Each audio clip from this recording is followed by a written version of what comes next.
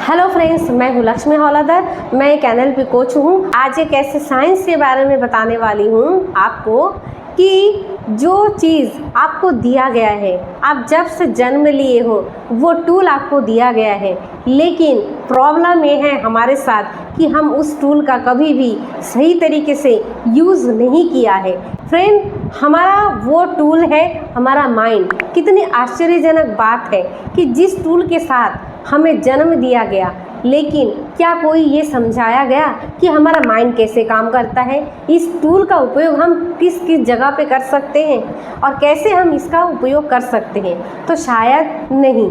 और इसे अगर यूज़ करते हैं तो बहुत ही कम लोग हैं जो इस टूल की यूज़ करके अपने करियर को, अपने सक्सेस को, रिलेशनशिप को और अपनी हेल्थ को वो सही किया है और पूरी तरीके से ट्रांसफॉर्म किया है। फ्रेंड्स, इस साइंस की बात मैं अगर करूं तो इस साइंस का नाम है NLP। यानी N का मतलब होता है न्यूरो, L का मतलब होता है लिंग्विस्टिक और P का मतलब होता है प्रोग्रामिंग, यानी न्यूरो लिंग्विस्टिक प्रोग्राम। वर्बल या नॉन वर्बल। वर्बल मतलब ये नहीं कि जो आप बात करते हो, जो आप शब्द यूज़ करते हो, बोलते हो, ये ही नहीं है। यानी कि आपका जो बॉडी है, जो हमारी फिजियोलॉजी है, हमारा जो बॉडी लैंग्वेज है, जो फिजियोलॉजी है, वो बहुत कुछ कहती है और इसे समझना ज़रूरी है। इसलिए वर्बल और नॉन वर्बल इस दोनों को ही रिफ़र करता है और जिसे कहते हैं लिंग्विस्टिक। अब ये दोनों चीज़ों को मिलाकर यानी न्यूरो और ये लैंग्वेज दोनों को कंबाइन करके जो रिज़ल्ट प्रोड्यूस किया जाता है, जो रिज़ल्ट हमें मिलता है, उसे कहते हैं प्रोग्रामिंग और रीप्रोग्रामिंग, जिसे हम अच्छी तरीके से इसका उपयोग करके हम अपने माइंड को सही प्रोग्रामिंग कर सकते हैं। तो न्यूरो लिंग्विस्टिक प्रोग्राम ये 1970 में दो महान वैज्ञानिक हुए, दो महान लोग हुए, रिचर्ड बंडलर और जॉन ग्राइंडर। ये दो व्यक्ति मिल करके इस प्रोग्राम को, इस साइंस को आगे बढ़ाया और इसमें वर्क किया। क्योंकि आप ये वीडियो तक पहुँचे हो, आप वीडियो देख रहे हो, तो आपको अपनी भावों को पहचानना होगा।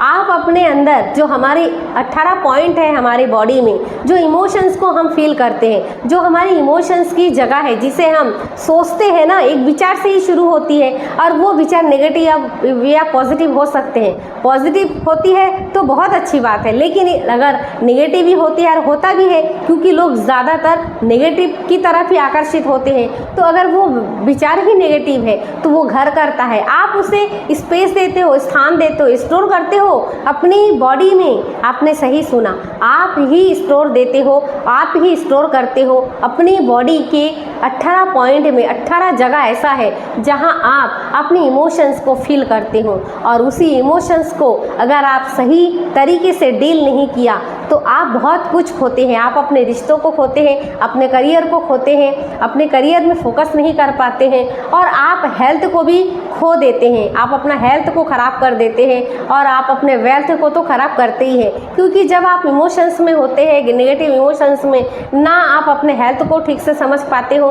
आप हेल्थ ख़राब है तो आप वेल्थ में भी आपको खराबी होगी ही और उसके बाद आप रिश्तों से भी चिड़चिड़ा जाएंगे, रिश्तों को भी ख़राब कर देंगे और आप करियर को भी ख़राब कर देंगे। इसलिए आपको ही डील करना होगा। तो कहते भी हैं कि मैं क्रोध करना नहीं चाहता, मैं डांटना नहीं चाहता, लेकिन हो जाता है, वो क्रोध आपसे करवा लेता है। भाई, क्रोध और भय, डर ये ऐसा इमोशंस है। क्रोध एक ऐसा इमोशंस है, गुस्सा एक ऐसा इमोशंस है कि वो कहीं ना कहीं से तो बाहर निकलेगा ही।